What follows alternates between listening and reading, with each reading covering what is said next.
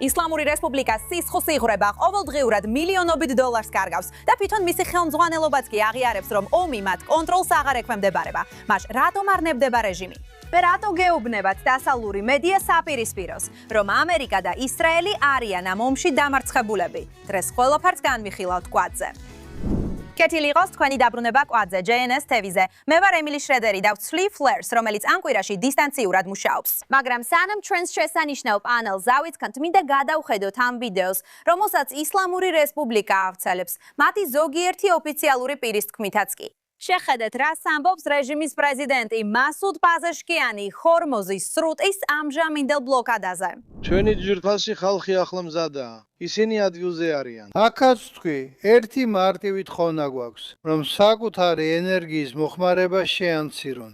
ისინი ჩვენს ინფრასტრუქტურას აზიანებენ. გვაქცევენ ალყაში, რომ ხალხი უკმაყოფილო გახდეს და ის კმაყოფილება, რაც ახლა არსებობს, უკმაყოფილებად გადაიქცეს. როგორც ხედავთ, ირანში ისლამური რეჟიმის პირობებში საქმეები კარგად არ მიდის. დღეს ჩვენთან ერთად არის შესანიშნავი პანელი, რა თქმა უნდა, ჩვენთან დისტანციურად არის Flare Hassan Nahomi. სამწუხაროდ, ჩვენთან სტუდიაში ასევე იმყოფება შოშანა კეიტ ჯასკოლი და დღეს განსაკუთრებული სტუმარიც გვყავს. გოლდი ღამარი, პოლიტიკური კომენტატორი და ყოფილი პარლამენტარი, რომელიც კანადიდან ჩამოვიდა. დიდი მადლობა რომ დღეს ჩვენთან ხართ. გოლდი, პირველ რიგში თქვენთან მინდა მივმართო. როგორია თქვენი პასუხი იმაზე, რასაც ვისმენთ ამ რეჟიმის რიტორიკაზე, რომელიც ცდილობს წარმოაჩინოს თითქოს ვითარებას აკონტროლებს და ძლიერია. და მაინც ჩვენ ძალიან ნათლად ხედავთ, რომ ისინი მძიმე ძარალდებიან, როგორც ეკონომიკურად, ისე ადგილზე მიმდინარე სხვა ყველაფერში. დიახ, სალივა, პირველ რიგში ძალიან მიხარია აქ ყოფნა, დიდი მადლობა მოწვევისთვის. მართლა აღფრთოვანებული ვარ, რომ თქვენთან ერთად ვარ. რაც შეეხება რეჟიმს, გულისხმობ იმას, რომ ეს კიდევ ერთი მაჩვენებელია იმისა, რომ რეჟიმი ინგრევა. ასე რომ, ფაქტი, რომ პიჩკიანი ახლა ცდილობს დაარწმუნოს ირანის ხალხი, ნაკლები ელექტროენერგია გამოიყენონ ისეთ ქვეყანაში, რომელიც ენერგორესურსებით მდიდარი უნდა იყოს, თუმცა ჩვენ ვიცით, რომ ასე არ არის, მაგრამ ეს კიდევ ერთი მაჩვენებელია იმისა, რომ ისლამური რეჟიმი შიგნიდან ინგრევა. ისინი ცდილობენ ძლიერი სახე აჩვენონ, მაგრამ ირანის ხალხმა უკეთ იცის. ამიტომ მიუხედავად იმისა, რამდენად რთულია სიტუაცია ირანის ხალხისთვის ამჟამად, პიჩკიანის ეს გზავნილი სინამდვილეში იმედს აძლევს, მათ, რომ ისლამური რეჟიმის დასასრული უფრო ახლოსაა, ვიდრე შეიძლება ეგონათ.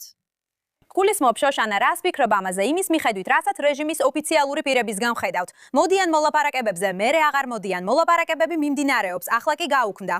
გულისხმობ, ჩვენ არც კი ვიცით, ვინ აკონტროლებს სიტუაციას ამჟამად, ხომ ასეა? ჩვენ არ გვაქვს წარმოდგენა, ვინ აკონტროლებს სიტუაციას ამჟამად. იცი, ის მკვდარია თუ არა? გაზეთი ერთს ამბობს, ექს სხვას და ყველაფერი იმაზეა დამოკიდებული, როდის კითხულობს სიახლეებს. ვინ არის ცოცხალი, ვინ არის დასახიჩვებული და ვინ, იცი, სრულად ფუნქციონირებს. მე ვფიქრობ, რომ Goldie's ნათქვამი სწორია. ვფიქრობ, ეს აჩვენებს ქაოსს. ჩანს, რომ ისინი ცდილობენ სახის შენარჩუნებას, მაგრამ ამავე დროს ისინი მძიმე დანაკარგებს განიცდიან. და ასე რომ ღმერთის ნებით ეს არის ირანის ისლამური რესპუბლიკის სიკვდილის შუაგული. ეს მშვენიერი იქნებოდა. გულისხმობ, ერთ-ერთი რამ, რაც ამ ომთან დაკავშირებით იმდენჯერ ნახეთ და მანამდეც კი 7 ოქტომბრის შემდეგ არის სრული მოწყვეტა რეალობასთან იმასთან დაკავშირებით, რასაც მედია აშუქებს და იმასთან, რაც რეალურად ხდება ადგილზე. და იგივე ნიმუში ვხედავთ ირანში, ისლამურ რეჟიმთან დაკავშირებითაც.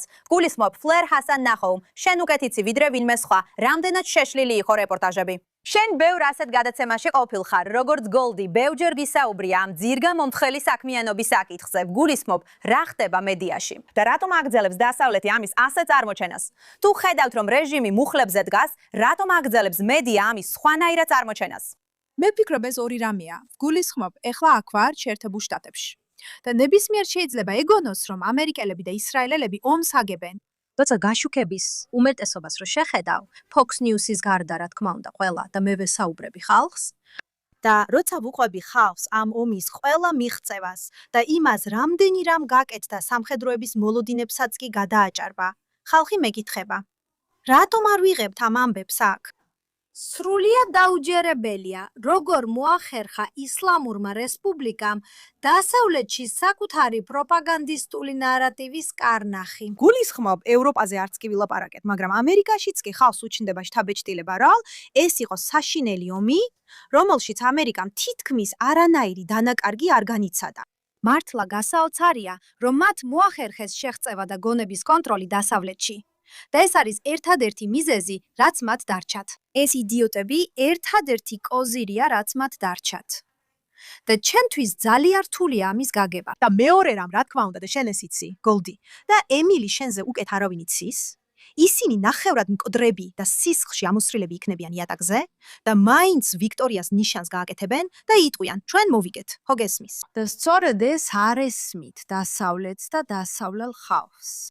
ისინი ვერ ხვდებიან, რომ ასეთი მენტალიტეტია, შეიძლება იატაკზე ეგდო, ფეხები და ხელები არ ქონდეს, როგორც ჩანს მუსტაბა მუყაოს ფიგურაა და მაინც ვიქტორიას ნიშანს აკეთებდეს.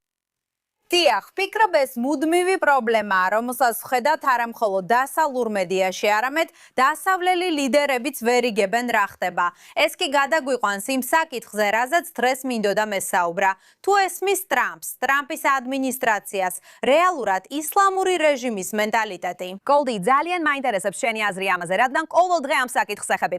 ვიცი, რომ ტრამპისგან რამდენიმე კარგი კომენტარი გვინახავს, ობიექტურად რომ ვთქვათ.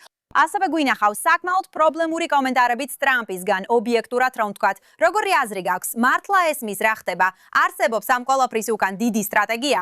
თუ ისიც ისეთივე გაუყოლობაშია, როგორც ბევრი სხვა დასავლელი ლიდერი, რასაც ვხედავთ? პირველ რიგში უნდა ვთქვა, რომ ჯერა მარკო რუბიო ზუსტად იცის რა ხდება. და ეს იმიტომ, რომ მარკო რუბიო კუბიდან არის, ამიტომ კარგად იცნობს, როგორ მუშაობენ ასეთი დიქტატურები და როგორ ფუნქციონირებენ კომუნისტური დიქტატურები. ასე რომ მარკო რუბიო ძალიან კარგად იცნობს მათ. მე ვფიქრობ, რომ პრეზიდენტი ტრამპით იცნობს მათ, მაგრამ ის ცოტა ფრთხილად ინახავს თავის კოზირებს. და მიზეზი, რის გამოც ვფიქრობ, რომ პრეზიდენტი ტრამპი ცდილობს მათ ბოლო შანსი ან კიდევ ერთი შანსი მისცეს, არის ის, რომ სამწუხაროდ დიდი ზეწოლა არა მხოლოდ საერთაშორისო საზოგადოებისგან, არამედ დემოკრატებისგანაც. ეს ადამიანები მარცხენების და შავკანიანების უწმინდური ალიანსი, კომუნიზმი და ისლამიზმი. ისინი ცდილობენ ზეწოლა მოახდინონ პრეზიდენტ ტრამპზე, რომ დიპლომატიურად ჩაერთოს სასტიკ ისლამისტურ ტერორისტულ რეჟიმთან, რომელმაც ბოლო 47-48 წლის განმავლობაში მხოლოდ სიკვდილი ამერიკას და სიკვდილი ისრაელს სკანდირა. ასე რომ იცით, მე ვფიქრობ, პრეზიდენტი ტრამპი კარგად იცის რა ხდება. მაგრამ ამავე დროს, ჩემთვის ასე ჩანს, რომ ის ყველაფერს დეტალურად ამოწმებს. რადგან უნდა დარწმუნდეს, რომ როცა შეერთებული შტატები და ისრაელი მივლენ იმ წერტილამდე, რომ სულად გაანადგურონ ისლამური რეჟიმი, რაც სხვათა შორის ჩვენ ირანელებსაც გვინდა. როცა ის იმ წერტილამდე მივა, როცა ვიღაცები გამოვლენ და იტყვიან, რომ შეიძლებოდა ეს გზა ან ის გზა ერთშია. ანუ პრეზიდენტი ტრამპი ნამდვილად აჩვენებს ამ ტერორისტებს ისეთებად, როგორებიც სინამდვილეში არიან და ის აჩვენებს მსოფლიოს, რომ მათთან მოლაპარაკება შეუძლებელია. ანუ ფიქრობთ, რომ მოლაპარაკებებისკენ წახალისება შეცდომაა? საერთოდ არსებობს რაიმე სახის შეთანხმება, რომლის მიღწევაც შესაძლებელია? ანუ იმის გათვალისწინებით, რომ ჩვენ არც კი ვიცით, ვინ მართავს ყველაფერს. ანუ ვიცით, ეს არის ირანის რევოლუციური გვარდია, მაგრამ ფორმალურად ნამდვილად არ ვიცით, ვინ მართავს ყველაფერს. ასე რომ საერთოდ აქვს თუ არა აზრი მოლაპარაკებას? ანუ ეს ყველაფერი უბრალოდ საჩვენებლადაა, ამას გულისხმობ. ანუ პრეზიდენტმა ტრამპმა ნათლად თქვა, რომ ერთადერთი შეთანხმება, რომელიც მას აინტერესებს, არის უპირობო კაპიტულაცია. ანუ პრეზიდენტი ტრამპი ფაქტობრივად ეუბნება ისლამურ რეჟიმს, რომ ეს ყველაფერი ორი გზით დასრულდება. ან უპირობოდ დაანებდებით, ან ჩვენ გავაგრძელებთ სამხედრო ოპერაციებს და პრეზიდენტ ტრამპის სიტყვებით დაგბომბავთ. აი ეს არის ის, რასაც პრეზიდენტი ტრამპი აკეთებს აქ. მაგრამ როგორც ხედავთ, მოლაპარაკებებიც კი წინ არ მიდის, რადგან პრეზიდენტმა ტრამპმა გასულ შაბათს თქვა, კარგი მოლაპარაკებებს შაბათს ჩავატარებთ. მერე იყო კვირა, მერე ორშაბათი, მერე სამშაბათი. ეხლა უკვე იცით ერთი კვირაც გავიდა და პრეზიდენტმა ტრამპმა თქვა, რომ ჩვენ აღარ შევწუხდებით. მე აღარ გავაგზავნი არავის პაკისტანში. თუ გსურთ მოლაპარაკება, იცით რა პირობებია. ეს არის ის შეთანხმება, რომლის მიღწევაც ჩვენ გვინდა. დაგვირეკეთ. გულისხმობ იმას, რომ უბრალოდ მინდა ვთქვა, ტრამპის ნამდვილი გენიალურობა იმაშია, რასაც მან გააკეთა და ამას ყოველთვის ვამბობ და კიდევ გავიმეორებ, რომ ადრე დრო ყოველთვის რეჟიმის მხარეს იყო. ისინი აგრძელებდნენ, იცით, ყველასთან თამაშს, ზეწოლას და მოლაპარაკებების გაჭიანურებას. და სანამ ამას აკეთებდნენ, აგრძელებდნენ ბირთვული ამბიციების და ბალისტიკური შესაძლებლობების განვითარებას და საკუთარ ხალხს ავიწროებდნენ. მე ვფიქრობ, რომ ტრამპის ნამდვილი გენიალურობა იმაშია, რომ მან სიტუაცია შემოაბრუნა და ეხლა ისინი არიან დროის ნაკლებობაში, ხოლო ამერიკელებს აქვთ მთელი დრო მსოფლიოში. რადგან სანამ ჰორმუზის სრუტე დაბლოკილია, მათ არ აქვთ შემოსავალი. არ აქვთ რესურსები და ეკონომიკურად იღუპებიან. და მე ვფიქრობ, რომ ტრამპმა ასეთი დასკვნა გამოიტანა. რატო უნდა გავაგრძელო მათზე შეტევა? ისინი რესურსების გარეშე ისედაც სუსტდებიან. მას ჩინეთი არ ერევა, რუსეთი კი მშვიდად ზის. ასე რომ ფაქტობრივად ის ნელ-ნელა აღსჩობს მათ. და ის თამაშობს მათთან ისე, როგორც ისინი 10 წლეულების განმავლობაში ყველას ეთამაშებოდნენ და ამას სიამოვნებით აკეთებს. თქვენ ამბობთ, რომ ტრამპს ისინი არ ესმის. ტრამპი მათნაირია. ის მათ ენაზე საუბრობს. ეს ნამდვილი განგსტერია. ტრამპიც ასეთია. ამიტომაც მიყვარს ის ასე ძალიან.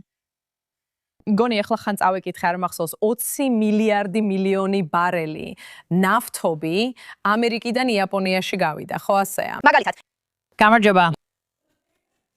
ისაუბრეთ იმაზე თუ როგორ არღვევს ეს ადამიანები იმ წესებს, რომლითაც ისინი მართავენ სამყაროს. და მინდა მედიის შესახებაც თქვა რამე. იცით რატომ არ აშუქებს ამას მედია? მედია არაფერს დადებითს არ გააშუქებს ტრამპის შესახებ თუ არ აიძულებენ. მათ სძულთ ტრამპი. ეს არ არის საიდუმლო, ეს ძალიან ცნობილია. მათ ყველას სძულთ ტრამპი. მაშ, რატომ უნდა იყოს მედია, რომელიც დაინტერესებულია ტრამპის მოშორებით და სძულს ტრამპი, რომელიც, იცით, მე თვითონაც დიდხანს უარყოფდი ამას, მაგრამ ასეა. ისინი დიდი ხნის განმავლობაში თხოვდნენ იმაზე, რომ ბაიდენი კომპეტენტური იყო. ისინი თანამონაწილეები იყვნენ ამ ტყუილებში და ატყუებდნენ ამერიკას, ამერიკელ ხალხს. ესე რომ არ ვიცი, რატო უკვირს ვინმეს სამწუხაროდ, რომ ტრადიციული მედია აგრძელებს ამერიკელი ხალხის მოტყუებას. და ვინც აგრძელებს მხოლოდ იმ არხების ყურებას, ვერ გაიგებს რა ხდება სინამდვილეში მსოფლიოში.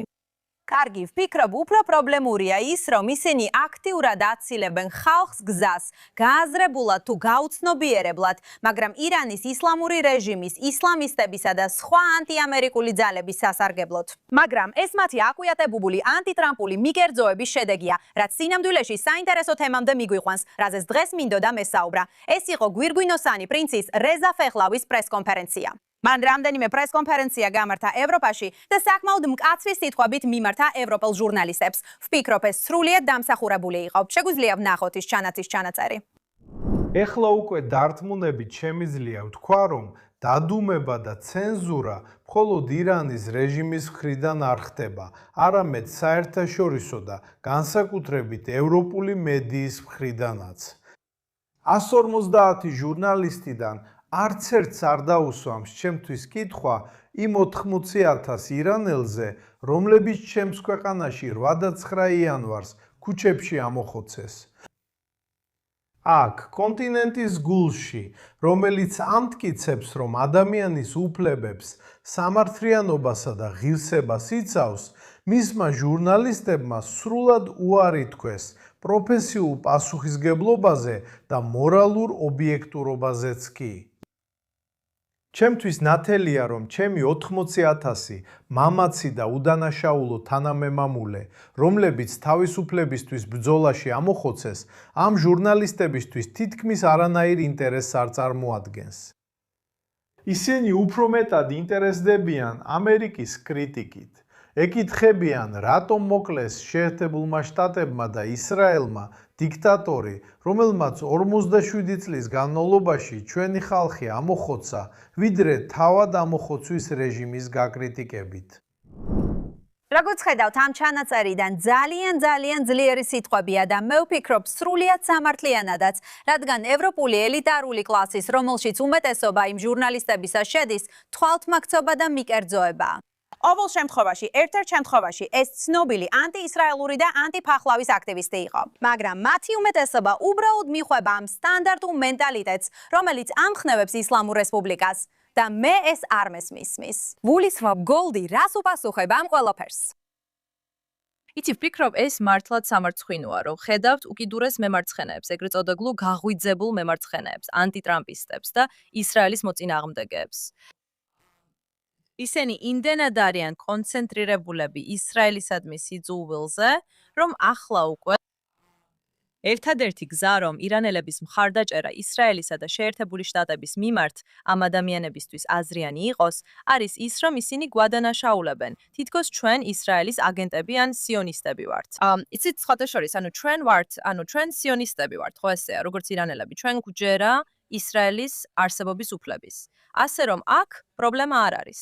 მაგრამ მათთვის იცით, რადგან ისინი ასეთ ძლიერ არიან გაჟღენთილები ამ იცით პრო-პალესტინური ჰამასის აბსურდით, ისინი უბრალოდ ფიქრობენ, რომ ყველა ახლო აღმოსავლეთში ასე ფიქრობს. ამასობაში ირანელებს ჩვენ გვაქვს სრულიად განსხვავებული ისტორია, სრულიად განსხვავებული კულტურა.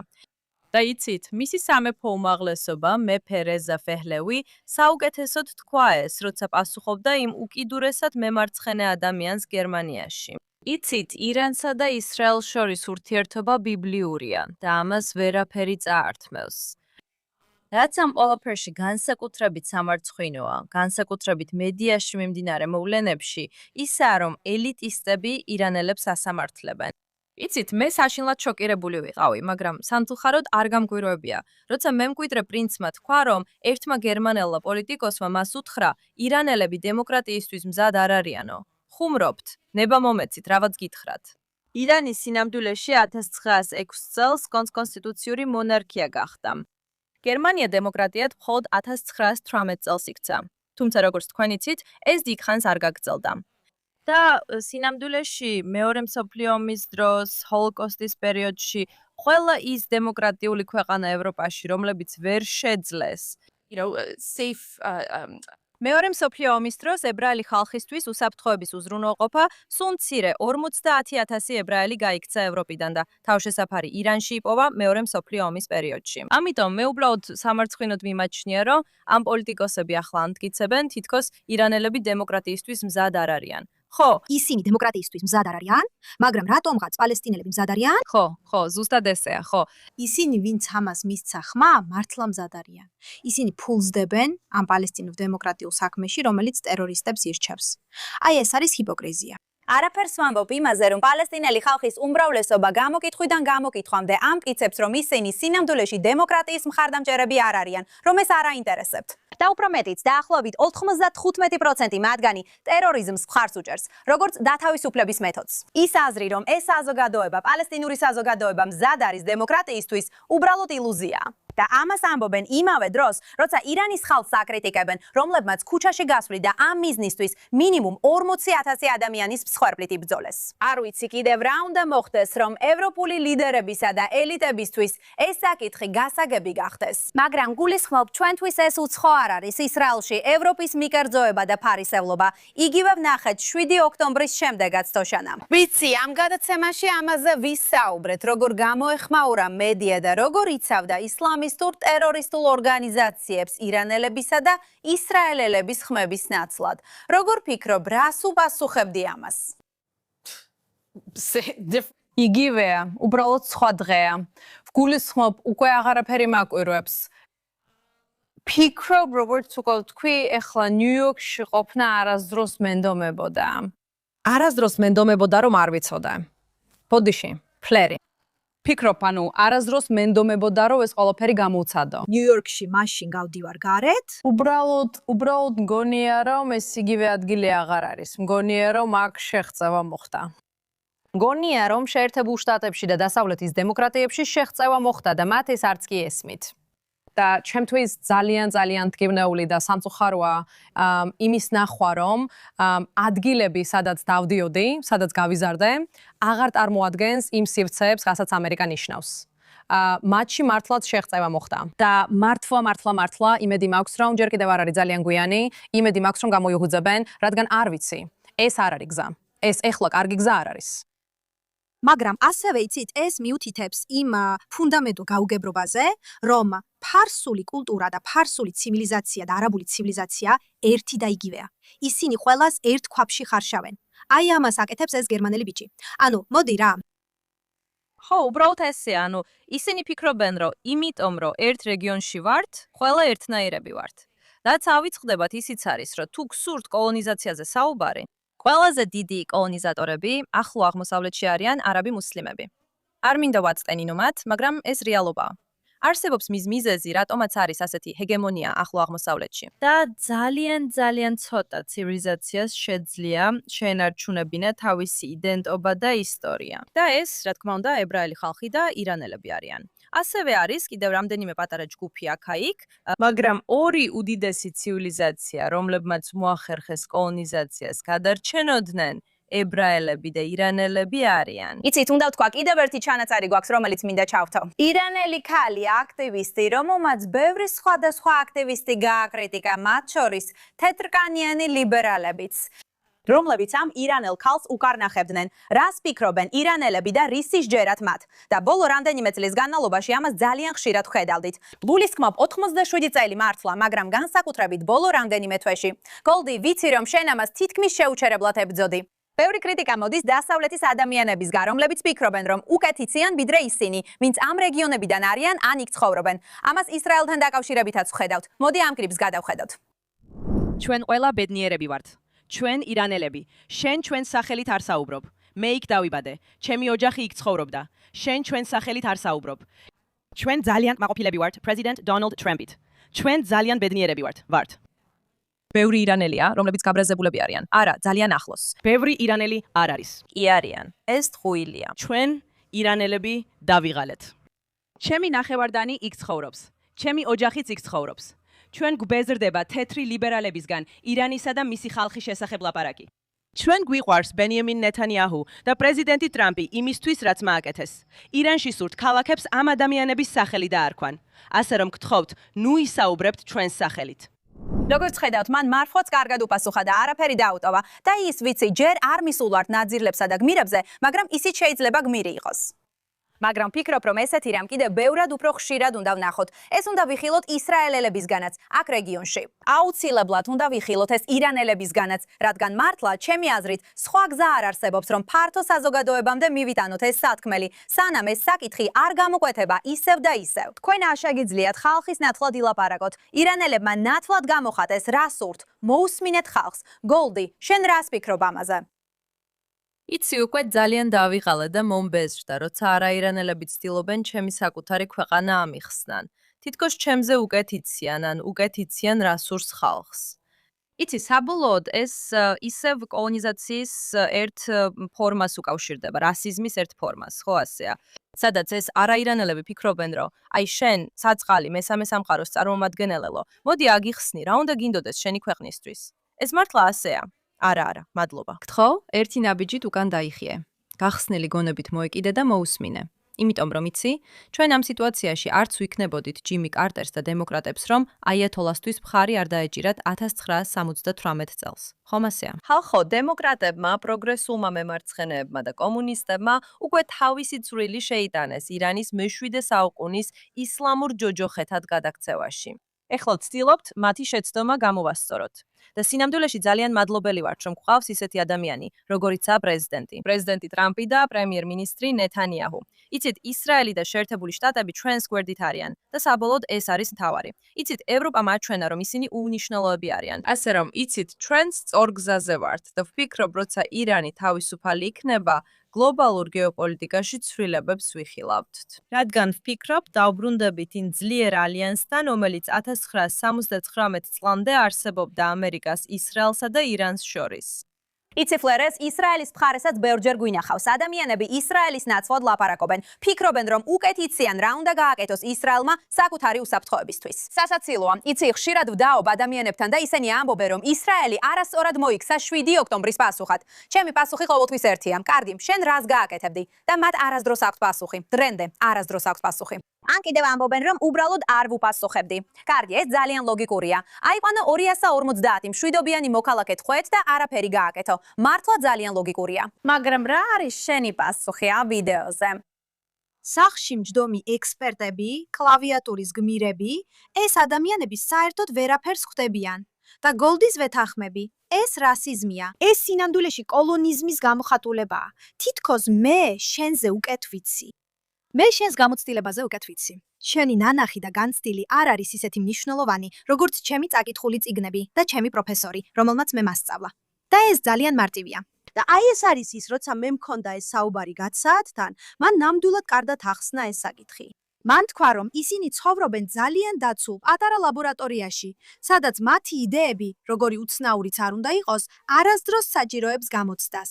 მაგრამ ადამიანები, რომლებიც რეალურ ცხოვრებაში ცხოვრობენ, მათი იდეები, რომლებიც სინამდვილეში მოწმდება, კლავს მათ, კლავს ჩვენ, კლავს ირანელებს. მაგრამ ისინი ძალიან კომფორტულად საუბრობენ თავიანთ პატარა ლაბორატორიაში. და ეს არის ის, რასაც ისევ და ისევ ხედავთ. და ეს სამარცხინოა. და მე გოლდის 100%-ით ვეთანხმები. ჩემთვის ეს არის ნამდვილი რასიზმი. ეს არის დაბალი მოლოდინის რასიზმი. თქვენ რა ველურები ხართ?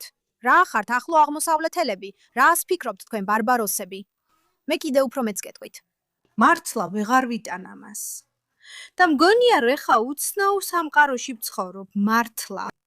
ხო, ეს სიგიჟეა, რადგან ისინი თითქოს მესამე სამყაროს ჯიჰადისტურ მენტალიტეტს უჭერენ მხარს. ამავე დროს ისე იქცევიან, თითქოს იმპერიალისტური ძალა იყვნენ. მე და შოშანა ეს ძალიან ხშირად ნახეთ კამპუსზე, ქარვების ბანაკებით და ანტიისრაელური იცით თავისუფლების მოწოდებებით. ისინი თვითონაც არ უჯერებენ საკუთარ სისულელეს. თვითონაც არ ჯერათ ამის. ისინი ლაპარაკობენ, იცით, უნდა იყო ეს და უნდა იყო ის და შეგიძლია იყო, მე შეიძლება ვიყო კატა, შეიძლება ვიყო ძაღლი და შეიძლება ვიყო რაც მინდა. მაგრამ არა, მართლა ესე არასდროს მისაუბრია წინა წელსამდე. თქვენ აბსოლუტურად სისულელეებს ლაპარაკობთ, საერთოდ არ იცით რაზე ლაპარაკობთ. თქვენ არასდროს მოგიწევთ თქვენი საკუთარი იდეოლოგიებით ცხოვრება. თქვენ არასდროს მოგიწევთ რეალურად გააკეთოთ ის, რასაც ამბობთ. თქვენ მხოლოდ ლაპარაკობთ, მაგრამ არ აკეთებთ იმას, რასაც ლაპარაკობთ. ასე რომ, რასაც გინდათ იმას ამბობთ, იმიტომ რომ მერე ბრუნდებით თქვენ Starbucks-ში და $8 იხდით ერთი ჭიქა ყავაში და სხვებს აბრალებთ მაღალ ნავთობის ფასებს, რადგან საერთოდ არ გვაქვს წარმოდგენა, რა სჭირდება სამყაროს მართვას. დიახ. და კიდევ ერთ ცივილიზაციაზე რო ვილაპარაკოთ, იგივე ხდება ლიბანელ ხალხთანაც. ლიბანელები ამბობენ, გთხოვთ, გაგვათავისუფლეთ ჰეზბოლასგან. და ხალხი პასუხობს, არა. არა, ისრაელი ცუდია. და ისინი ამბობენ, არა, ისრაელთან პრობლემა არ გვაქვს. საქმე ჰეზბოლასშია. ჩვენ ოკუპირებულები ვართ. არა, თქვენ არ ხართ ოკუპირებულები. ისინი თქვენი საზოგადოების ნაწილია. იგივე ისტორიაა. და ისევ არავინ აკავშირებს ამ ფაქტებს ერთმანეთთან. არავინ. ან უბრალოდ არ უნდათ. არა მხოლოდ ეს, არამედ ევროპაც იგივე საკეთებს ლიბანის საკითხშიც. ისინი ცდილობენ ჩაერიონ უნდათ გარიგებების დადება ჰეზბოლას შესანარჩუნებლად. რა საკეთებთ? ძალიან გამიხარდა, რომ მოლაპარაკებებში მაკრონი არ ჩართეს, იმიტომ რომ საფრანგეთმა უნდა სიტყვები, რასაც ამ გადაცემაში ვერ ვიტყვი. მოდით ვილაპარაკოთ იმაზეც, როგორ აურია საფრანგეთმა ირანში საქმეები. სად იმალებოდა აიათოლა, სანამ ისინი მას კერძო თვითმფრინავით არ ჩამოიყვანეს. ეს ფრანგული თვითმფრინავებია. დიახ, ფრანგული რეისებია, ზუსტად. სრული ღალატია. ამ ადამიანებს არ უწევთ პასუხისგება. ისინი არ აწყდებიან შედეგებს. თუმცა ვფიქრობ, ევროპა უკვე აწყდება შედეგებს. უბრალოდ ჯერ კიდევ ვერ მიხვდნენ ამას. Sorry, უნდა დავასრულოთ, რადგან უნდა გადავიდეთ ნაძირალებსა და გმირებზე, მაგრამ გონია კიდევ 2 საათი შემიძლია ვილაპარაკო იმაზე, რამდენად პრობლემური იყო ევროპა როგორც ირანის ხალხისთვის, ასევე ისრაელის ხალხისთვის და გლობალურად ებრაული საზოგადოებისათვის. მაგრამ მინდა გადავიდე ჩვენ ძალიან პოპულარულ რუბრიკაზე, ნაძირალები და გმირები. მაგრამ ჯერ პირველ რიგში დავიწყებთ ნაძირალით. შოშანა, ვინ ყავს ამ კვირაში ნაძირალად? ამ კაცს უნდა ვაღიარო, არასდროს მსმენოდა მის შესახებ მანამდე, სანამ სამწუხაროდ ინტერნეტში არ ნახე. ის ჯგუფ The Strokes-ის წამყვანი მომღერალია. მგონი მისი სახელია ჯულიან კასაბლანკა. და ის ხო იცი ლაპარაკობდა თავის მეტრობარათში. იმიტომ რომ ეგეთი ხრიკი აქვს მგონი Subway Talks-ში, Subway Takes-ში, რაღაც ეგეთი. და ის ამბობს, რა არის არაპოპულარული აზრი. და ეს ბიჭი ამბობს, ამერიკელი სიონისტები სარგებლობენ თეთრკანიანთა პრივილეგიებით, მაგრამ ისე იქცევიან, თითქოს მონობის დროს შავკანიანები იყვნენ. და ბიჭი ამბობს, 100%-ით ძმაო, 100%-ით. ამერიკელი სიონისტები სარგებლობენ თეთრკანიანთა პრივილეგიებით, მაგრამ ისე ლაპარაკობენ, თითქოს მონობის დროს შავკანიანები იყვნენ. სრულიად ვეთანხმები. არასდროს მინახავს ასეთი შოკის მომგრელი რამ, როცა ამბობენ, მე ასეთი დაჩაგრული ვარ, მე დაჩაგრული ადამიანი ვარ. მე ვფიქრობ, შენ ახლა მიდიხარ ქორწილში თელ-ავივში, როცა 80,000 ადამიანი დაღუპულია. და კიდევ მეტი, 80,000-ზე მეტი დაღუპული ადამიანი, მათ შორის ქალები და ბავშვები, 9 მილის მოშორებით. ისაუბრეთ ადამიანებზე, რომლებიც მხოლოდ ლაპარაკობენ, მაგრამ არასდროს აკეთებენ იმას, რასაც ამბობენ. ეს ძალიან მარტივია. ძალიან მარტივია ებრაელი აქციო სამიზნედ, განტევების ვაცად. რადგან შენ არ ამბობ ებრაელს, შენ ამბობ ამერიკელ სიონისტს. და შემდეგ გამოიყენო ამერიკელებისთვის ნამდვილი მტკივნეული თემა და თქვა, რომ ისინი ფიქრობენ თითქოს მონობის დროს შავკანიანები იყვნენ. მართვა? მაჩვენე ნიუ-იორკელი ებრაელი, რომელიც ფიქრობს, რომ ის ისეთივე დაჩაგრულია, როგორც შავკანიანი მონობის დროს. მაჩვენე ასეთი, შენ, სულელო. მაჩვენე ესეთი, შენთვის ბევრი ნიუ-იორკული სიტყვა მაქვს. საშინელებაა, რომ ამ ორს ბოდიში, ამ ორ თეთრკანიან კაცს შეუძლია ასეთი საუბარი ნიუ-იორკის მეტროში და ასე ილაპარაკოს ებრაელებზე. ეს საშინელებაა. და შენ გონია რომ რაღაც გმირი ხარ. შენ გონია რომ რაღაც მართალი ადამიანი ხარ ბიჭო. ნაგავი ხარ, ნამდვილი ნაგავი. ნაძირალა თუ მინდა ასე დაარქვი. ვეთანხმები, ნამდვილად ნაძირალა, რაც სამწუხაროა, რადგან გონია რომ მისი ჯგუფის წევრებიდან ერთი მაინც ებრაელია და პროისრაელიც. ხო. ვიღაცამ უნდა უთხრას მას რამე. ხო, ვიღაცამ უნდა დასვას, ის ბიჭი და ღამით მეტროში ათაროს. ხო, ზუსტად. ლაურა, ვინ არის შენი ნაძირალა ამ კვირაში? ღმერთო, იმდენი არჩევანი მქონდა და მისი სახელი ნამდვილად არ ვიცი. მაგრამ გონი ის უბრალოდ წარმოადგენს იმ ფარისეველი ბოიკოტის მონაწილეების ზოგად ნაძირლობას. ეს ბელფასტიდანაა. და იცით, წლების განმავლობაში ყველანი ვხედავდით BDS მოძრაობას, რომელსაც ჩვენს ეკონომიკაზე ძალიან მცირე რეალური გავლენა ჰქონდა, მაგრამ ფსიქოლოგიური გავლენა ბევრად უფრო დიდი იყო, განსაკუთრებით ებრაულ თემებზე მთელ მსოფლიოში. და რა თქმა უნდა, ისრაელი ექსპორტზე ბევრ შესანიშნავ პროდუქტს, ბევრ საკვებ პროდუქტს აგზავნის. და ხალხი ბოიკოტს აცხადებდა. კანბი არ გინდა პროდუქტის ყიდვა, იყიდი. არა. მაგრამ ამ ნაძირალამ ბელფასტში გადაწყვიტა კიდევ ერთი ნაბიჯით წინ წასულიყო. და პროდუქტის არ ყიდვის, ბოიკოტის, გამოცხადების ან მეგობრებისთვის რჩევის ნაცვლად, რომ არ ეყიდათ ეს პროდუქტები, მან გადაწყვიტა სავაჭრო კალათა აეღო. აიღო ყველა ისრაელის პროდუქტი თაროდან და ჩადო ამ კალათაში. უბრალოდ მოხსნა თაროდა, რომ ხალხს არ დაენახა, რომ თაროზე ისრაელის პროდუქცია იდო. ეხლა რა დონის წარუმატებელი უნდა იყო? ცხოვრება არ გააქვს? ამ ხალხს ცხოვრება არ აქვს? უკვე მიკვირს, იმიტომ რომ იცით, ჩვენ აქ ყველა ქალებო საკმაოდ დაკავებულები ვართ. წარმოიდგინეთ, რომ დღიდან 2-3 საათი გამოყოთ ამისთვის. წარმოიდგინეთ ეს. აიღოთ ყველა პროდუქტი იმ ქვეყნის, რომელიც არ მოგწონს, თაროებიდან. უბრალოდ იმისთვის, რომ თქვათ, ყველა პროდუქტი მოიხსენით. რამე საქმე ნახეთ, წარუმატებლებო. თქვენ ისტორიის არასწორ მხარეს ხართ. ერთ დღესაც გაიღვიძებთ. მანამდე კი თქვენ შესანიშნავი ნაძირალები ხართ. კვირის ნაძირალა. არა მხოლოდ ეს, არამედ ის აიძულებს მინიმალურ ხელფასზე მომუშავე ადამიანებს, რომ შემდეგ მივიდნენ, დასხდნენ და დაახარისხონ ყველაფერი, რასაც ის კალათაში აწყობს და ისევ თაროებზე დააბრუნონ. რა გმირები ხართ თქვენ? ეს ბოიკოტის მოძრაობა ყოველთვის ასეთი აბსურდული იყო. იუდეაში, სამარიაში, დასავლეთ სანაპიროზე ერთ-ერთი ყველაზე დიდი დიამსაქმებელი ადრე SodaStream იყო. 1000-ობით თანამშრომელი მუშაობდა SodaStream-ში, შესანიშნავ კომპანიაში, რომელიც წყალს გაზავს. და ამ BDS მოძრაობის შედეგად კომპანიას მოუწია თავისი ქარხნის დახურვა, რომელიც 1000-ობით დასავლეთ სანაპიროს პალესტინელს, იუდეასა და სამარიიდან პალესტინელებს ასაქმებდა. და შემდეგ ქარხანა სამხრეთში გადაიტანეს, სადაც ახლა, რა თქმა უნდა, ბედუინებს ასაქმებენ. ვის აინტერესებს? თავარი ისაა, რომ ზიანს მიაყენეს სწორედ იმ ადამიანებს, ვის დახმარებასაც ამტკიცებენ. ისინი წაგებულები არიან. ეს იგივე არა ჩვენ ვნახეთ, ამიტომ სულ ვუბრუნდები დღევანდელ კარვების ბანაკებს, მაგრამ იგივე ვნახეთ მათთანაც. ესენი პრივილეგირებული, განებივრებული ბავშვები არიან, რომლებსაც არ მოუწიათ სამყაროს რეალობებთან გამკლავება, როგორც მამდანი, ხომ იცით, რომელიც რეპერი იყო. ეს იყო მისი სამსახური, მანამდე სანამ მერი გახდებოდა. ამ ადამიანებს ცხოვრებაში ერთი დღეც არ უმუშავიათ. ისინი პრივილეგირებულ ცხოვრებას ეწევიან, ქადაგებენ სოციალიზმის, ან კომუნიზმის, ან ისლამიზმის ღირებულებებს, მაგრამ არ აქვთ წარმოდგენა, როგორია ამ იდეოლოგიების ქვეშ და ამ პროცესში ისინი არ ცემენ პატივს, ამცირებენ და აკანებენ შეურაცხყოფას იმ ადამიანებს, ვინც მათზე დაბლაგონიათ. და მათ შემთხვევაში ჩვენ საუბრობთ კოლუმბიის უნივერსიტეტის დამლაგებლებზე, რომელთაგან ორს ისინი ფაქტობრივად მძელვად აიყვანეს თუ სწორად გახსოვთ. გულისხმობ, მათ სრულიად არ აინტერესებთ, სრულიად არ ცემენ პატივს სხვა ადამიანებს საზოგადოებაში, მათ შორის მარგინალიზებულ ჯგუფებსაც.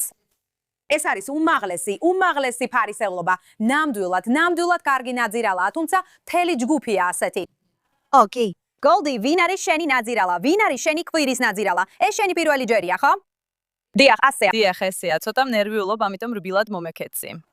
ამ კვირის ჩემი უსინდისო ადამიანი არის ის ევროპელი პოლიტიკოსი, რომელმაც თქვა, რომ ირანელები დემოკრატიისთვის მზად არ არიან. სინამდვილეში, ყველა ევროპელი პოლიტიკოსი, ვინც ირანელებს უტევს და ისლამური რეჟიმის მხარეს დგას და რა თქმა უნდა მემარცხენე ევროპული მედია, ისინი საჯაროდ გააკრიტიკა მემკვიდრე პრინცმა რეზა პაჰლავიმ. ასე რომ, ჩემთვის ისინი არიან ჩემი კვირის უსინდისოები. კარგი, ნამდვილად ღირსეული უსინდისოა. ჩემი უსინდისოც ძალიან პრობლემური ადამიანია და ეს მხოლოდ ერთი ადამიანი არ არის. სინამდვილეში ეს ბევრია, მთელი ტალღაა, სიძულვილის, რომელიც ინტერნეტში ვიხილეთ. ვფიქრობ, ერთ-ერთი ადამიანი და მე არასდროს ყოფილ ვარ მისი ან მისი გარდაცვლილი ქმრის მხარდამჭერი. იცით, მის მკვლელობამდე, მაგრამ ერიკა კირკი, რომლის ქმარი ჩარლი ასე სასტიკად მოკლეს საშინელ ვიდეოში. მას მართლა ძალიან გაუჭირდა მისი მკვლელობის შემდეგ. და მიუხედავად ამისა, ვფიქრობ, ყველაფრიდან რაც მინახავს და მომისმენია, მან მართლაც დიდი სიმშვიდითა და ღირსებით დაიჭირა თავი ყველა სიტუაციაში. და იცით, რაც ამ კვირაში ვნახეთ პრეზიდენტ დონალდ ტრამპზე მკვლელობის მცდელობისას თეთრი სახლის კორესპონდენტების ვახშამზე, როდესაც ეს ადამიანი დარბაზში შეიჯრა ან შეეცადა შესვლას. არსებობდა ვიდეოები, რომლებიც გამოქვეყნდა მაშინვე, როცა ერიკა კირკი უსაფრთხოების თანამშრომლებმა ცრემლებით გამოიყვანეს დარბაზიდან, რაც სრულიად გასაგებია. და ის ამბობდა დაახლოებით ასე: უბრალოდ სახლში მინდა წასვლა, უბრალოდ სახლში მინდა წასვლა.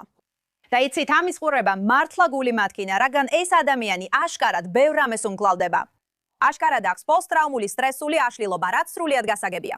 და კიდევ ერთხელ აღმოჩნდა ისეთ სიტუაციაში, სადაც იცით, ის კლავ უმკლავდება ამ საშინელ მტკივნეულ ძალადობას, პოლიტიკურ ძალადობას. სრულიად გასაგებია, რომ ის განაცხენებული იქნება. და მიუხედავად ამისა, იმის ნაცვლად, რომ სოციალურ მედიაში ხალხისგან გაგება გვენახა, ჩვენ ვიხილეთ სიზულვილის ტალღა, სადაც მას ადანაშაულებდნენ თითქოს თამაშობდა მსახიობი იყო. მოისმინეთ, თუ ასეთ სიტუაციაში ასე მოქცევა შეძლებ, თუ საკმარისი ემოციური სიმშვიდე გაქვთ, რომ შეგნებულად იფიქრო, მოდი სპექტაკლი ჩავატარო, მაშინ ოსკარი გეკუთვნის. მაგრამ ძალიან ათელია, რომ აქ ეს არ ხდებოდა. ეს არის ღრმად ტრაუმირებული ქალი, რომელმაც წარმოუდგენელი სიძულვილის ტალღა გადაიტანა. სიფრთხილე ყველა იმ ადამიანს, ვინც ამ ვიდეოს და ამ ტრაგიკულ მოვლენას იყენებს იმისთვის, რომ მას თავს დაესხას და დემონად წარმოაჩინოს. ეს გულისამრევია. თქვენ ყველა აბსოლუტურად ნაძირლები ხართ. არავის უნდა ჩაერთოს სიძულვილის კამპანიაში ერიკა კირკის წინააღმდეგ, მიუხედავად იმისა, როგორი პოლიტიკური შეხედულებები გაქვთ. ამიტომ ისინი არიან ჩემი ამ კვირის ნაძირლები. მაგრამ ეს არის ის, რასაც ისინი აკეთებენ, ხო ესეა? ისინი სრულად აძაგებენ, ადამიანურ სახეს არ თმევენ იმ ადამიანს, ვინც მათსავით არ გამოიყურება, მათსავით არ ფიქრობს, ამს ან მათსავით არ სწამს. ეს არის ადამიანურობის წართმევა. და როგორც კი ადამიანს ადამიანურ სახეს არ თმევ, აღარაფერს აქვს მნიშვნელობა. არც იმას, რას აკეთებს, რას გრძნობს, ან რა გამოცდილება აქვს გავლილი. აღარაფერია ღირსი ყურადღების ან თანაგრძნობის. ეს არის ადამიანურობის წართმევა მოქმედებაში. ამას უყურებთ ახლა. ჩემთვის უბრალოდ ფაქტია, იცით? იუდაიზმში არსებობს ასეთი კონცეფცია, რომ უნდა დაიცვა ქვრივები და ობლები. და ის ფაქტი, რომ ეს საწყალი ქალი დაეთანხმები მას, არ დაეთანხმები, ან უბრალოდ არ მოგწონს ის. მან ქმარი დაკარგა. მას ყელში ესროლეს მისი და მისი შვილების თვალწინ. და ეხლა მას კიდევ ერთი სროლის შემთხვევა გადახდა, რაც რა თქმა უნდა თავიდან ტრამატიზაცია იყო და ის ფაქტი, რომ ადამიანები მას იმის გამო უტევენ, რომ თავიდან ტრამატიზირდა, უბრალოდ ვერ ხვდები, როგორ შეიძლება ადამიანები ესეთი სასტიკები იყვნენ. ვერ ვიგებ ამას. და ერთადერთი ახსნა, რაც შემიძლია მოვიფიქრო, არის ის, რომ ისინი შურიანები არიან, მაგალითად ის სულელი კენდის ჰოენი, მას შურს მისი. და ვერ ხვდები, ვინ შეიძლება შურდეს ქრივის, რომელმაც ქმარი დაკარგა, ახალდაზრდა ქმარი. ვერ ხვდები, როგორ შეიძლება ადამიანები ესეთი ბუროტები იყვნენ. ვერ ვიგებ ამას. ეს ნამდვილად ადამიანობის ყველაზე დაბალი დონეა და თუ მინდათ ნახოთ ადამიანობის ნამდვილი უნიტაზი, უბრალოდ შეხედეთ სოციალურ ქსელებს. მაგრამ იცით, სანამ დავასრულოთ, მინდა ჩვენი კვირის გმირები გავიხსენებ. როგორც ყოველთვის გვიყვარს დადებით ნოტაზე დასრულება. Fleur, ვინ არის შენი გმირი ამ კვირაში? რადგანაც ახლა შტატებში ვარ, ჩემი გმირი და ის მართლაც შეურყეველია. ჯონ ფედერმანი. ახლა ხან კონგრესში იყო კენჭის კრა იმის შესახებ, რომ ისრაელისთვის D9 ტიპის ბულდოზერების მიყიდვა, არა ჩუქება, არამედ გაყიდვა დაეშვათ. ასე ვასრულეთ იმ სამუშაოს ნაწილს, რაც საჭიროა ტერორისტული ინფრასტრუქტურის მოსაშორებლად ღაზაში და სხვა ადგილებში. ეს ბულდოზერები საჩუქრად არ გვხვდება, ჩვენ ვყიდულობთ მათ. და დემოკრატებმა სენატში, არა კონგრესში, არამედ სენატში, უმრავლესობით მისცეს ხმა იმის წინააღმდეგ, რომ ეს ბულდოზერები ისრაელისთვის გაეყიდათ. და ჯონ ფედერმანი იყო ერთ-ერთი, მგონი 6 ან 7 დემოკრატიდან, ვინც რა თქმა უნდა მისცა ხმა იმის წინააღმდეგ, რომ ბოიკოტი დაეწესებინათ გაყიდვაზე. და იცით, ის 7 ოქტომბრის შემდეგ სრულიად შეურყეველია. ხალხი მოდის მის სახლთან, მართავენ აქციებს, ცდილობდნენ მისი დამარცხებას. და მან თქვა, მე ისრაელის გვერდით ვდგავარ. არ გაბედოთ ჩემთან თამაში. და საუკეთესო რამ, რაც ბოლო კვირაში მისგან მოვისმინე, იყო, თუ მე უნდა ვიყო ბოლო დემოკრატი კონგრესში, რომელიც ისრაელის გვერდით დგას, სწორედ ეს ვიქნები. და ის ისევ დემოკრატია და ისევ ისრაელის გვერდით დგას. და არ აინტერესებს პოპულარულია ეს თუ არა, არ აინტერესებს არაპოპულარულია თუ არა, ის სწორად იქცევა. ჩვენ სიკეთის ძალა ვართ როგორც ისრაელი. თუ რომელიმე მხარის გაკრიტიკება გიწევს, აირჩიე ჩვენი მხარე. დაუდექი გვერდით ჩვენს განსაკუთრებულ მოკავშირეს. და ახლა როცა დემოკრატები აგრძელებენ ისრაელის მიტოვებას, მე ვიქნები უკანასკნელი ადამიანი, ვინც დარჩება, თუ ეს იქნება საჭირო. დღევანდელ ეპოქაში ეს იშვიათია პოლიტიკაში. ადამიანები, რომლებიც არ ატარებენ გამოკითხვას და შემდეგ წყვეტენ, რას გააკეთებენ, იმიტომ რომ შიშრები არიან, ის თავად წყვეტს, რა გააკეთოს. ეს ნამდვილი ლიდერობაა. სენატორო ჯონ ფედერმან, ამ კვირაში ჩემი გმირი ხარ. ის ნამდვილად დიდი გმირია და ამ საკითხებზე ძალიან დიდი ხანია თანმიმდევრულია. ნამდვილად დასაფასებელია მიუხედავად იმისა, რა პოლიტიკური შეხედულებები გაქვს. და ნამდვილად გჭირდება მეტი ესეთი პოლიტიკოსი. სამწუხაროა, რომ გოლდი აღარ არის პარლამენტარი, რადგან მეტი ესეთი პოლიტიკოსი გჭირდება, როგორიც გოლდი იყო. დაბრუნდი. გოლდი. დიახ. იცი რა, ეს არის ფასი, რომელსაც იხდი კანადაში სიმართლის თქმისთვის. ჯიჰადისტები გესხმიან თავს და ისლამოფობიაში გდებენ ბრალს. აი ესეა, არ ვიცი. მე ამას პატივის ნიშნად ვთვლი, რომ ასე დამადანაშაულეს. შეგიძლია თავისუფალი ირანის საგარეო საქმეთა მინისტრი იყო გოლდი. ასე რომ ყველაფერი კარგადაა. რა თქმა უნდა. დიახ. აუცილებლად. გოლდი, ვინ არის შენი გმირი ამ კვირაში? ამ კვირის ჩემი გმირი სინამდვილეში მთელი Iran Revolution Live-ის საზოგადოება. მე და ჩემი თანაწამყვანი არმინი უკვე 120 დღეა ყოველდღე live-ში მუშაობთ. და ჩვენ გავზარდეთ ეს მაყურებელთა საზოგადოება, რომელიც გვიყურებს სხვადასხვა პლატფორმებზე. YouTube-ზე, X-ზე, Rumble-ზე, Kick-ზე, Twitch-ზე. და იცით, ეს ადამიანები მთელი მსოფლიოდან არიან. ასე რომ იცით, ამერიკელები, ისრაელელები, ევროპელები, ახლო აღმოსავლეთის ხალხი, აზიელები და იცით, ამერიკა, სამხრეთ ამერიკა, მთელი მსოფლიოს მასშტაბით. ასე რომ ჩვენი Iran Revolution Live-ის საზოგადოება ძალიან გაიზარდა. და იცით, ყოველდღე უფრო მეტი ადამიანი უერთდება. და იცით, ჩვენ გვაქვს საოცარი საუბრები ჩვენს პირდაპირ ეთერებში, ჩატებში. და ასე რომ იცით მიზეზი რის გამოც მე ყოველდღე მოტივირებული ვარ რომ გავაგრძელო პირდაპირ ეთერების ჩატარება და გაავრცელო ინფორმაცია ირანის შესახებ, სწორედ ეს ადამიანების საზოგადოებაა. იცით, უმრავლესობა ირანელი არ არის. მათ არ აქვთ ვალდებულება რომ აინტერესებდეთ ეს თემა, მაგრამ მაინც აინტერესებთ. ისინი ჩვენს გვერდით არიან. ისინი ფაქტობრივად მეორე ოჯახად იქცნენ ჩემთვის. იცით, მე მათ ჩემს თანამემამულეებს უწოდებ, ჩემს ჰამიჰანებს. ასე რომ ჩემი კვირის გმირი არის Iran Revolution Live-ის საზოგადოება. დიდი მადლობა ყველას. ძალიან მიყვარხართ. მადლობა ყველაფრისთვის. და არმინი საოცარია, ჩვენს გვიყვარს ის და გოლდი. მგონი სწორედ ამ საზოგადოების მეშვეობით ერთ-ერთი თქვენი live stream-ის დროს გამოაშკარავეთ ის ფაქტი, რომ ტაკერ კარლსონის ნამუშევრები, ტაკერ კარლსონის ინტერვიუები ირანში blackout-ის დროს აჩვენებდნენ. დიახ, ტაკერ კარლსონი. კიდე ვინ? ჩანკი, შენი დებატი ჩანკთან. ხო, ჩანკი. ჩანკი, სხვადასხვა მათ ჩაკ შუმერის პოსტებიც აჩვენეს. მათ ჩაკ შუმერისა და მარჯორი თეილორ გრინის პოსტები გამოიყენეს პრეზიდენტ ტრამპზე თავდასხმისთვის. ხო, ესეც დავაფიქსირეთ. ისლამური მანქანა სახელმწიფოს ტელევიზიაზე ბევრი საინტერესო რამ დავაფიქსირეთ. ვაუ, დღეს აშკარა წარუმატებელი დღე აქვს ამით. შოშანა, ვინ არის შენი გმირი? ბოდიში. ისლამური რეჟიმი. ისლამურ რეჟიმს დემოკრატები უყვარს, ასე ვთქვათ. ისინი მათ ძალიან უყვართ. ხო, მათ მაგივრად საქმეს აკეთებენ. ასე რომ გონი ეს ლოგიკურია. შოშანა, ვინ შეგიჩვევია? ვინ არის შენი გმირი ამ კვირაში? ჩემი გმირი არის ზოგადად საიდუმლო სამსახური. იმისთვის, რომ ასე კარგად შეასრულეს თავიანთი საქმე იმ ღამით და ის საიდუმლო სამსახურის აგენტი, რომელმაც ტყვია მიიღო, როგორც მე გავიგე, და როცა მათ თავდამსხმელი გაანეიტრალეს. ასე იყო მთელი ტრამპის პრეზიდენტობის განმავლობაში. მეორევადაც კი ძალიან არაორდინარულია. ამერიკელისთვის ეს ნამდვილი სიგიჟეა. და ეს მესამედია, როგორც მე გავიგე, თუ არა მეოთხედ მის სიცოცხლეზე თავდასხმა. ეს ძალიან არაორდინარულია. ეს სიგიჟეა. და უნდა ვთქვა, რომ როცა ვსაუბრობთ იმ ადამიანებზე, ვინც ვერ ხედავს ხვებს ადამიანებად, თუნდაც არ ეთანხმებოდნენ მათ. და ჩვენ ვსაუბრობთ იმ ადამიანებზე, ვინც ერიკა კირკს მისი რეაქციის გამო ადამიანად აღარ მიიჩნევს. არსებობენ ადამიანები, ვინც ესმით, რომ ეს ჩემი სამუშაოა. ყველას აქვს პრესის თავისუფლება, სიტყვის თავისუფლება. იცი, თავისუფლება იყო ის, ვინც ხარ ამერიკის შეერთებულ შტატებში. და საიდუმლო სამსახური ნამდვილად ძალიან ყურადღებით ზრუნავს იმ ადამიანებზე, ვისაც უნდა იზრუნოს. და უნდა თქვა რომ ემილი და მე ცოტა უყურებით ამ ფოტოებს წინასწარ თუ როგორ რეაგირებდნენ ოთახში მყოფი მამაკაცები იმაზე რაც ხდებოდა და როგორ საუბრობენ ინტერნეტში ადამიანები იმაზე თუ როგორ რეაგირებდნენ სხვადასხვა მამაკაცები მიმდინარე მოვლენებზე. ზოგი ისე ჭამს თითქოს არაფერი ხდება. ზოგი კი ცოლებს გადაფარებია. ზოგი კი ცოლებს ტოვებს. ძალიან საინტერესოა, მაგრამ თლიანობაში საიდუმლო სამსახურმა შესანიშნავად იმუშავა და მინდა მათ მადლობა გადავხადო. თქვენ ხართ ჩემი გმირები ამ კვირაში, რადგან სიტუაცია იხსენით.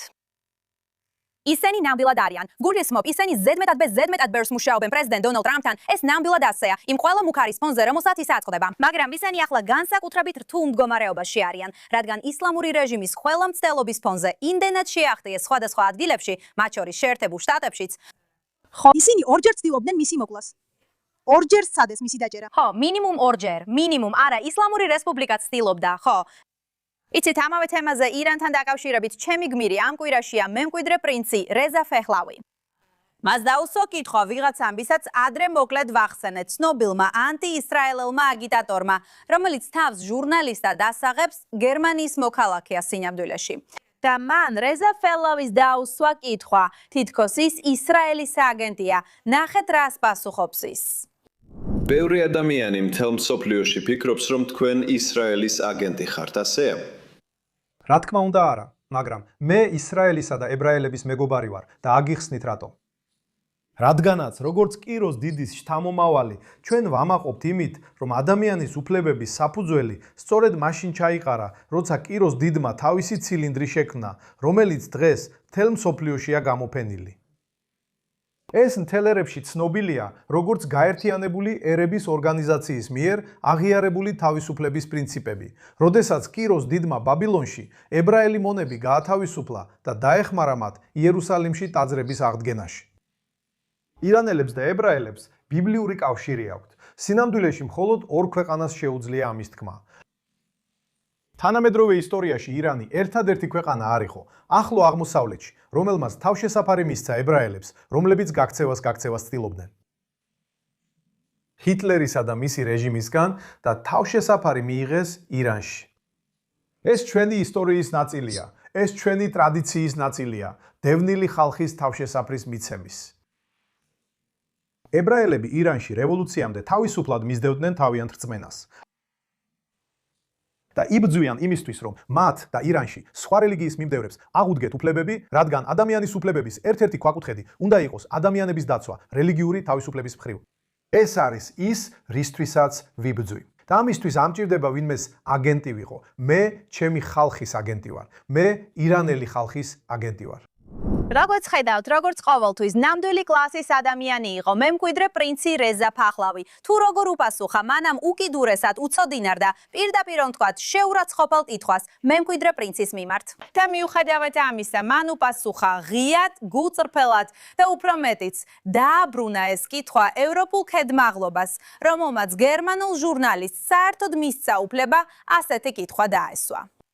ეს არის რაღაც, რაც ბევრ სხვადასხვა დასავლურ მედიაში მომუშავე ჟურნალისტთან გვინახავს რეზა ფაჰლავის მიმართ. მათში რაღაც სახის მთრული განწყობაა მის მიმართ. ისინი მას ერთსა და იმავე კითხვებს უსვამენ ისევ და ისევ, რომლებზეც მან უკვე გასცა პასუხი. ამ კაცმა 10 წლეულები გაატარა იმაში, რომ ძალიან მკაფიო დაეხსნა, რა არის მისი იდეოლოგია. რასაც ის ირანში სურს, რომ მას დემოკრატიული გარდაქმნა უნდა, რომ ის კონსტიტუციური მონარქიის მხარდამჭერია, ან რაც არ უნდა იყოს, რასაც ირანის ხალხი ეროვნული რეფერენდუმის გზით გადაწყვეტს. ჩვენ საუბრობთ გარდამავალი პერიოდის ლიდერზე, არა მონარქიაზე ან დიქტატურაზე, როგორც ამას ყველა სკეპტიკოსი ცდილობს წარმოაჩინოს. ეს სრულიად არასწორი წარმოდგენაა ყველაფერზე, რისთვისაც ის იდგა და მიუხედავად ამისა ვფიქრობ, რომ მან ნამდვილად იპოვა საკუთარი თავი, როგორც ლიდერმა. და როცა ვუყურები, როგორ პასუხობდა ის ამ პრეს-კონფერენციებზე ზოგიერთ აბსურდულ კითხვას, ღირსეულად, sitzxadita და კლასით, სწორედ ასე უნდა გამოიყურებოდეს ლიდერი. იცით, როგორც უკვე ვთქვი, დონალდ ტრამპმა გააკეთა რამდენიმე კარგი განცხადება, მაგრამ საბოლოო ჯამში დონალდ ტრამპი შოუმენია, ის ბიზნესმენია, მაგრამ ის შოუმენია. და ასეთი არ არის გვირგვინოსანი პრინცი რეზა პაჰლავი. გვირგვინოსანი პრინცი რეზა პაჰლავი თავისი ხალხის ლიდერია. და აშკარაა, რომ ის მზად არის მსხვერპლისთვის და ყველაფრისთვის, როგორც თავად განაცხადა, მათ შორის საკუთარი სიცოცხლის გაღებისთვისაც, რათა უზრუნველყოს, რომ ირანის ხალხი იყოს თავისუფალი. და სწორედ ეს არის ის ხასიათი, რომელსაც უნდა ვუჭერდეთ მხარს, რომელსაც უნდა ვქომაგობდეთ. და ძალიან წვინს რომ ხედავ ამავე ელიტარულ კლასს, რომელზეც ადრე ვსაუბრობდით ამ გადაცემაში, როგორ აკრიტიკებენ მას ცუდი განზრახვით, არ უსმენენ იმას, რაც რეალურად უთქვამს და გაუკეთებია. ამბობენ, რომ მას მხოლოდ ვიწრო მხარდამჭერთა კოალიცია ჰყავს. ეს სიმართლე არ არის. ყველა გამოკითხვა, რომელიც კი ოდესმე გვინახავს სხვადასხვა სანდეობით, აჩვენებს, რომ ის ყველაზე პოპულარული ფიგურაა ირანში, ირანის შიგნითაც და დიასპორაშიც, მინიმუმ ორნიშნა სხვაობით. ასე რომ ეს მონაცემები წლების განმავლობაში თანმიმდევრულია.